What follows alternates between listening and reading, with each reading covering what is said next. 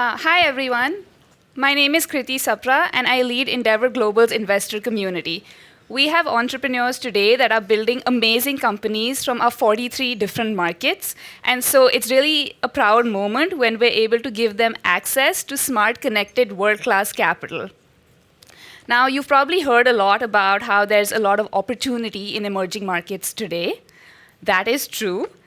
But we also have to be cognizant of the fact that they are sort of facing headwinds, right? In terms of the decline of venture capital, it's a tough macroeconomic environment. So for most founders today, growth and pushing ahead as they scale their businesses is really top of mind. So in this context, it's truly an honor to be joined by three leaders, Lucy from Carry First, Tim from Fin, as well as Mo from Insider. And I'm really looking forward to a rich discussion around how these leaders are facing all of these challenges and navigating growth in this tough environment. So let me kick off, Lucy, Mo, and Tim, by asking you if you could share a brief overview of your companies, particularly in terms of the key growth milestones that you've achieved so far. Who'd like to start? Let's try this again. Oh, perfect. Hi, everyone. I'm Lucy. I am one of the co-founders and chief operating officer of Carry First. Before I dive into what we do, we're going to make this a little bit interactive. Can you raise your hand if you play video games? Yeah, great. Can you raise your hand if you play games on your phone? Hey, okay, great. So Carry First is a mobile games publisher, and we focus on serving gamers across Africa. We work with a lot of the biggest game publishers worldwide, and then we focus on distributing, operating, and monetizing those games across Africa. And to do so, we've built out a payments platform that allows our gamers to pay for content, even if they don't have credit cards. Most gaming platforms like Apple and Google Play typically rely on having a credit card. Our gamers want to connect, they want to play with friends, they want to be engaged, but they don't have access to credit. So we sort of bridge that by offering mobile wallets, bank transfer, QR code, mobile money. I'm sure you've seen this story before. We started the company 5 years ago. And today, we are about 170 people across 30 different countries. We built our company during the pandemic, so we're fully remote. We gross about $30 million a year and have about 4 million daily active users across our portfolio of games.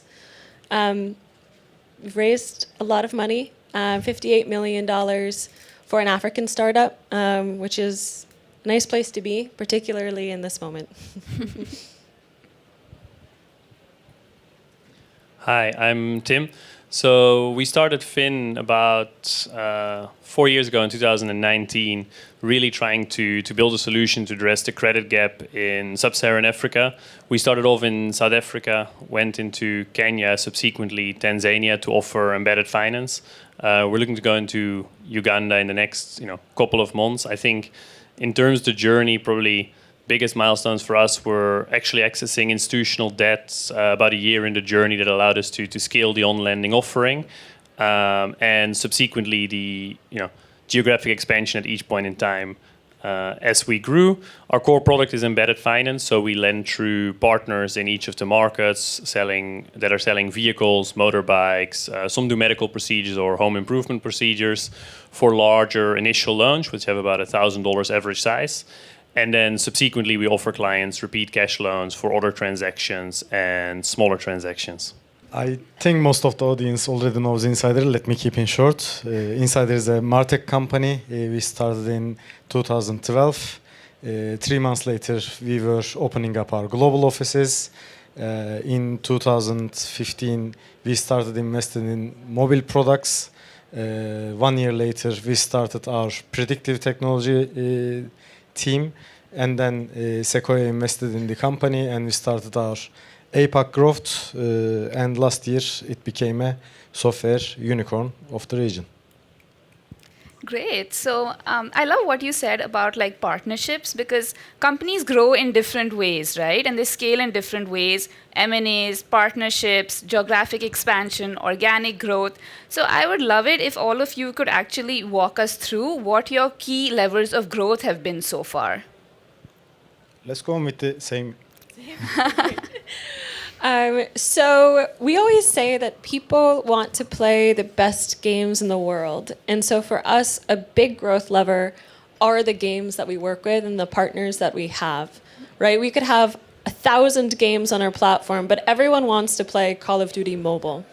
So a big lever for us is getting access to those games, and it's through those types of partnerships. It's Call of Duty Mobile, it's IP like Toon Blast, and which is an export from Turkey that's taken over the world. And so that's a big one because that allows us to grow our customer base. It allows us to drive transactions because, again, people want to play the best games in the world, but they'll only pay for content for the best games in the world as well. So demonstrate the potential of our platform, drive transaction volume. So that's, I would say, our biggest lever. So I think for us, it's always been about partnerships and finding ways around the restrictions in Africa. I think the few key challenges we face are 90% of all transactions in Africa remain cash or offline, non-digital. Most people do not have smartphones today, and even those that have outdated smartphones that don't have storage capacity, that don't have 4G, data contracts. And if they do have 4G and storage, it's limited, and they prefer to install WhatsApp or a game probably before they'll actually install a financial services app. So as a result, we've been very focused in partnering with merchants. So we have an offline on-ramp for digital credit, and we basically interact with people physically without having to have our own physical infrastructure. And I think building that network and getting access to people to offer them digital solutions before they're digital themselves has been our biggest sort of growth catalyst in these markets. For us, actually, it was a mix of everything. I think Serhat will be here, my other colleague responsible from the sales. He'll talk about geographical expansion anyways, so let me focus on my side, product part. Actually, we struggled a lot with the pricing and packaging in the early days, especially like how to package our products, how to monetize the new features and so on.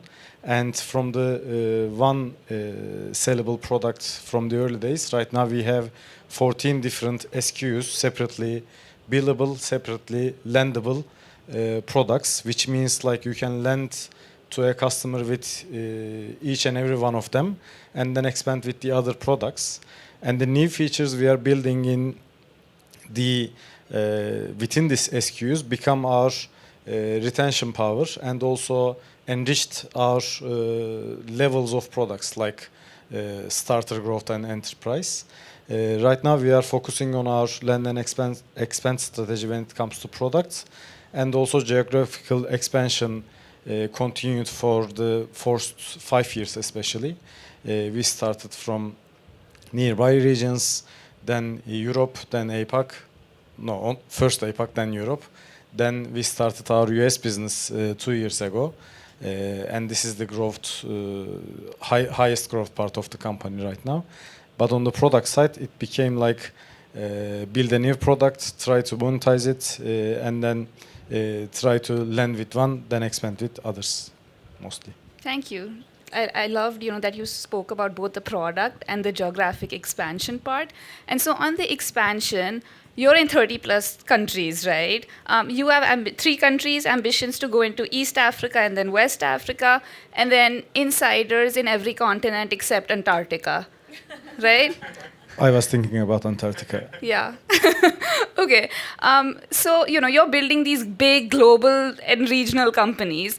I think something that we've heard that's, a sad reality in emerging markets is this problem of the brain drain or just hemorrhaging talent in general. So could you walk us through, your approach to talent acquisition and talent retention as you're spreading across these EMs? Let me start then.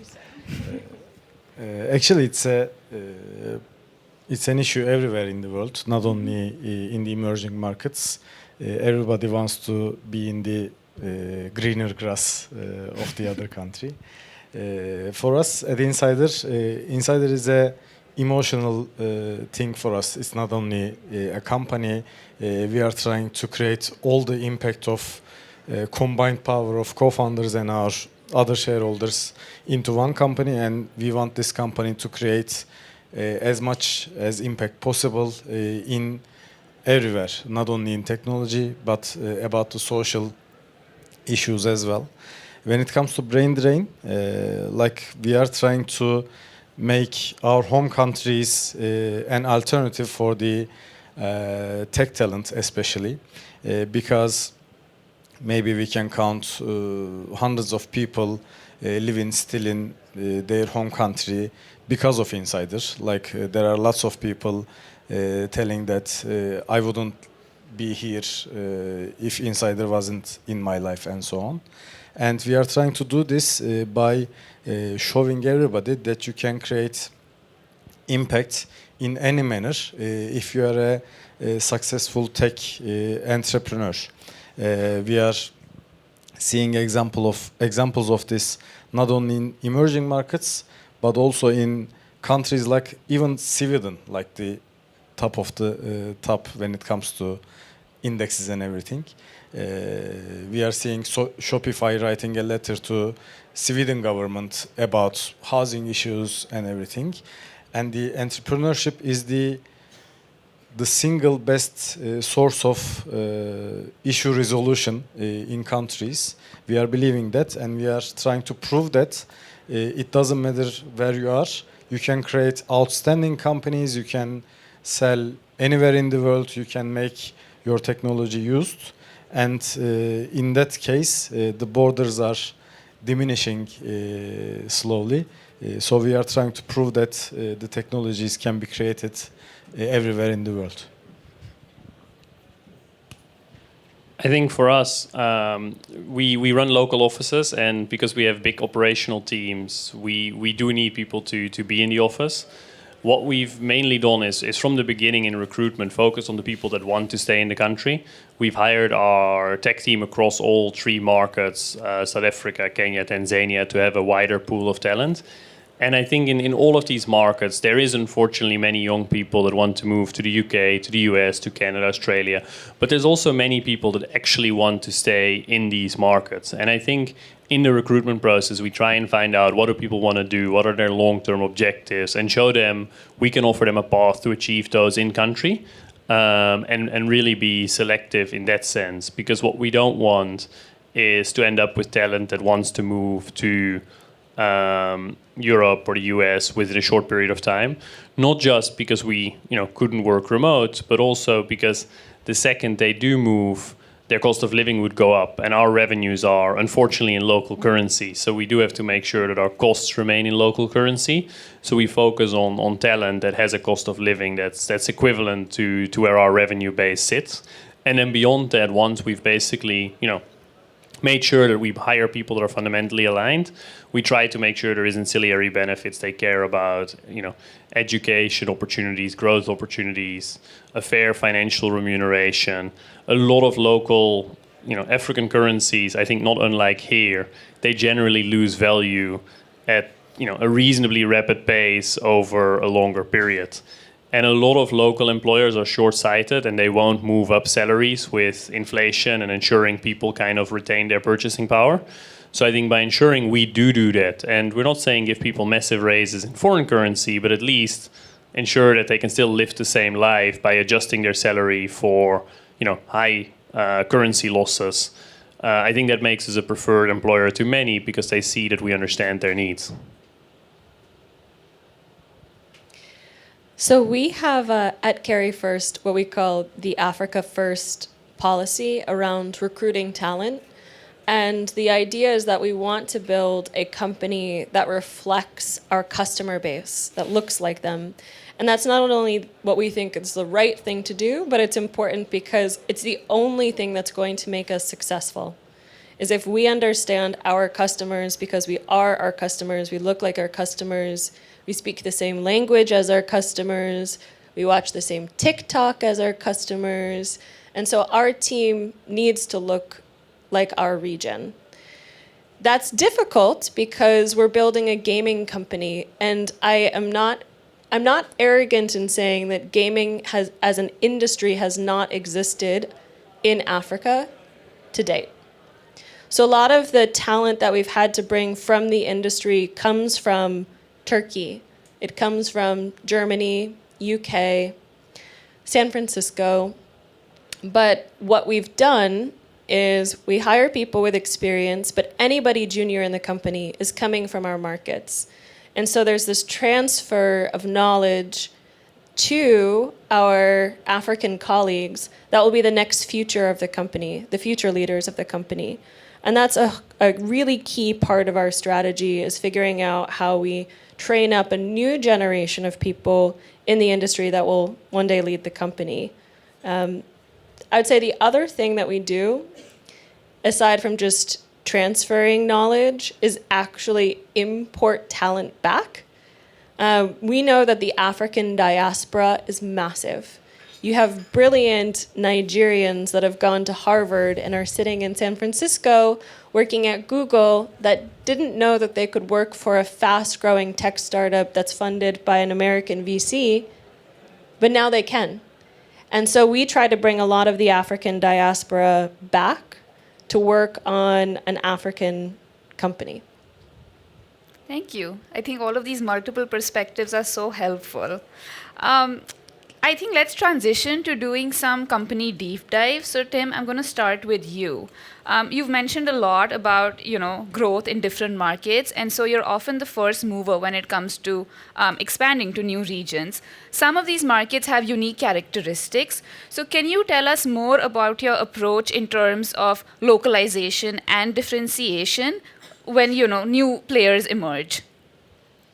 So I think what we've done from the beginning is we've centralized certain functions. So we've built the core lending systems. We've built basically our general go-to-market approach. But when it comes to scoping a market and coming up with the product that works, we look at what affordability is like in the country. So what type of loans can people afford? What the preferred collection mechanisms are? What we think is likely to work. And then usually we do that by, first of all, identifying someone who can lead the country. Now, we've had the benefit of being in financial services in Africa prior to Fin for a long time. So we were investors and managers of banks probably for the last 10, 15 years before that. So we have a pool of talent we can go back to and say, look, in as much as you're currently in a role in a specific space, we'd like you to come on board and help us build this country. So as we basically do the preparation to go into a new country, we have, a local's insight on what works, what type of capital we are likely to be able to raise in the local market, and what rates, financially we want to generate against that. And I think as an example, for example, in Kenya, a lot of the collections we do, it's off payroll. So what that means is we take the repayments of our loans directly off the salaries when the salaries are paid by those employers, which is a function that works extremely well in Kenya. And as a result, we can give higher loan-to-value advances. We can also take a little bit more risk and offer more product categories. In Tanzania, that same payroll collection methodology just hasn't worked historically. Employers don't honor it, government doesn't honor it. So from the beginning in Tanzania, we focus more on asset finance loans with lower LTV and active collection approaches if need be. And I think in that sense, we continuously revisit our products, and we also look at market dynamics. So for example, in South Africa, there is rate caps. So as a result of the rate caps, with the increasing interest rates on our cost of funding, the margins were going down on longer term loans. So we had to basically adjust the product to basically focus on slightly shorter loans, smaller loans, to basically maintain the same profitability ratios. So I think when we go into each market, we make sure we get a local expert to figure out what works in that market. And then when we have a product that works, we try and scale it quick enough. Because unfortunately, financial services is probably one of those few fields where there's very little IP. whatever we do, someone else can do it. It'll just take them time to copy it. So in that time that we have a head start, we have to try and basically make that head start as big as possible and ensure we capture a big enough part of the available market that it's not attractive for anyone else to want to come in. So I think that's generally the approach we've taken. Thank you so much, Tim. Switching gears to you, Mo. Insider is a relatively mature and late-stage company at this point. We've noticed that this market is really ripe for M&A and market consolidation. When you look at the next 3 to 5 or even 10 years in Insider's case, where do you see the opportunities and the pockets of growth emerging from? Actually, we also completed our first company acquisition last year. I think in the beginning of this year, we acquired Mind Behind, a conversational commerce company focusing on WhatsApp channel. I believe the market consolidation happens in our market as it is measuring for the second time in the history. Like first wave was the legacy marketing clouds. Second time is like next generation Martechs like Insider and new competitors. So it is becoming a fact that the market is consolidating and we will see more and more M&As, especially new companies will try to fill their product gaps if they have any, or they will try to do geographical expansion with acquisitions because the market is very suitable for that. It was not 2 years ago, for example, and we are seeing this kind of a trend since the beginning of last year maybe, and I think it will only fasten up in the next year until the Q3 of 2024. Great. And so I have to ask, you're the product person. Where is AI in all of this when it comes to Insider? I mean, like I said in the beginning, we started investing in this field 7 years ago, I guess. We created our first predictive team, and since that day, we are focusing on discovering segments automatically, like predicting the next behaviors of the customers, like will they buy, will they churn from this business, will they uninstall this app, and so on. And right now, it is becoming way more effective with the new technologies since last year. We are seeing this as the invention of internet second time, and we are trying to implement an AI capability and a generative capability to every product we have, and it is quite effective because whenever there is a text or image, you can implement something, and everywhere there is a text and image. That's why, especially in content creation, easing the job of marketers creating campaigns and monitor them, and even before creating the campaigns, they are now able to predict the results. So maybe they are not creating some of the campaigns and omitting the work necessary. We think that total cost of ownership of technologies like ours will diminish very dramatically in the upcoming days. That's why return on investment will be higher, operation will be more effective for our industry. But of course, it has a huge effect in overall technology industry, and we are very excited, and we are very proud that we started 7-8 years ago. Yeah, all the best, and thank you for sharing more on that. So Lucy, we are in Turkey, home of Peak Games, the Peak Game Mafia, and I know you got an opportunity to meet Sidar yesterday. You are focused on Africa, but you're elevating global content for African audiences. Tell me more about the two bottlenecks that we as outsiders keep hearing about, accessibility and distribution. How are you navigating these so-called impediments to growth? Yeah, it's a great question. So, as Tim mentioned, a lot of our customers have fairly limited devices, right? So because you see an influx of Androids from China, more people are getting access to devices, but in order to make them affordable, they skimp on storage. And so one thing that we've come to learn when we think about accessibility is that there is a whole genre of games that are just not available to our customers because most developers are building for the iPhone. I don't even know what version we're on, 20? Like the latest iPhone versus the crappiest Android, excuse my language. So about 18 months ago, we decided we would start to fill that gap. We would design and build really engaging, fun games that people would want to play, particularly taking inspiration from Peak, building games that resonate with our players, right? Before there was Toon Blast, there was OK. It's a Turkish game, I understand. And we take a lot of inspiration from that. That was their first massive success. So how do we build the next OK, but for Kenya or for Morocco? So that's one way in which we're addressing the accessibility gap. You know, as I mentioned, Call of Duty Mobile is not going to be built for our players, and we know that. But there are still those who will play it. And the decision is not, you know, it's not Call of Duty or no Call of Duty Mobile. It's, can I get a console? Can I afford a PS5? Or can I afford a slightly more expensive phone to play this game? But they still need access to payments to be able to purchase and engage with the game in the way that it's designed for. And that's what we're solving on the payments and e-commerce side.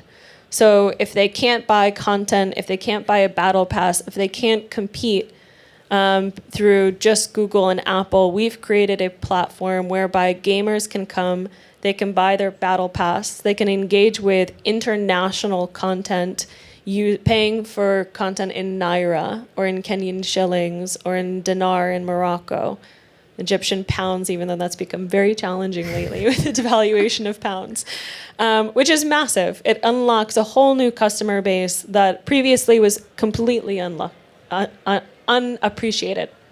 Well, this is super interesting. You do have the fintech guy sitting right next to you. Yeah. So, you know, Endeavor's all about creating these connections. So, you know, I'll this, be following you can see him this. into Tanzania. Yeah.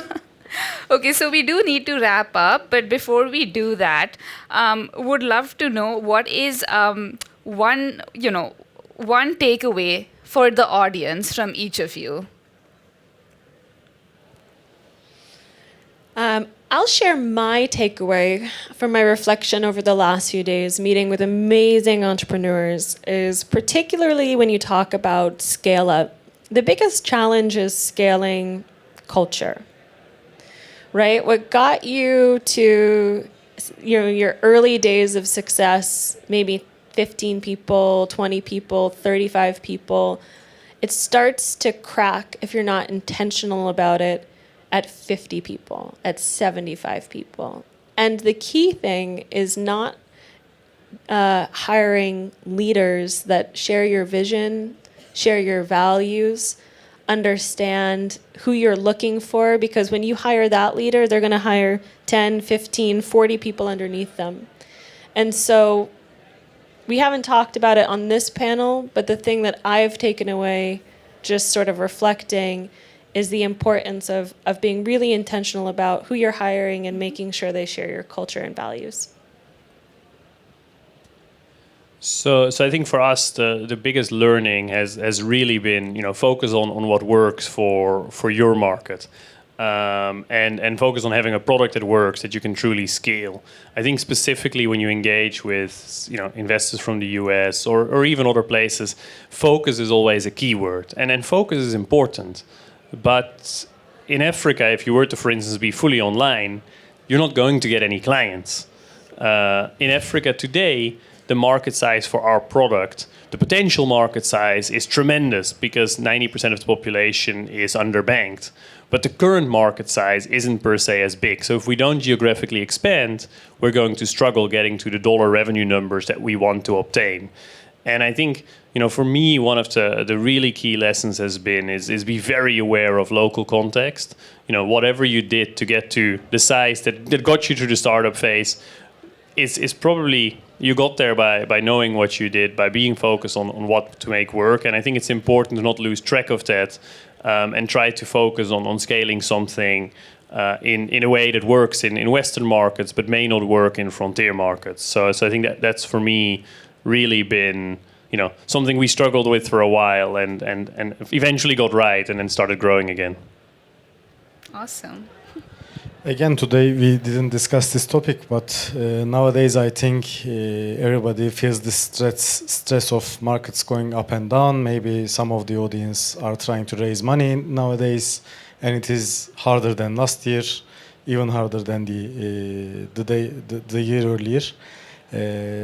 But in the long run, a good technology, a good product is always appreciated. So markets go up and down. Keeping building is very important, and if your customers are appreciating your products and if you are innovating, you will win in the long run. You need to believe in this and make the colleagues around you believe in this. I believe lots of believe words here, and innovation doesn't only happen in product side, technology side, it happens everywhere. I'm sure that everybody in this audience can find ways to innovate in their sales process, in their customer success, in their maybe finance and so on.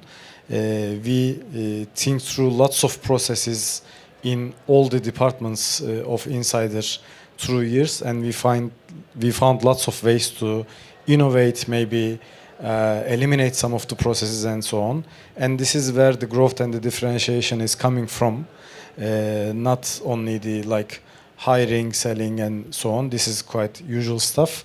But everything you are doing, you need to think about how can I make this differently? How can I innovate? And most importantly, is it really necessary? Do I have to do this? And this kind of approach bring you the long-term success regardless of the conditions of the markets nowadays. Super insightful. Lucy, Tim, Mo, thank you so much. This was really great. And audience, will you please join me in giving a round of applause to our amazing panelists? Thank you.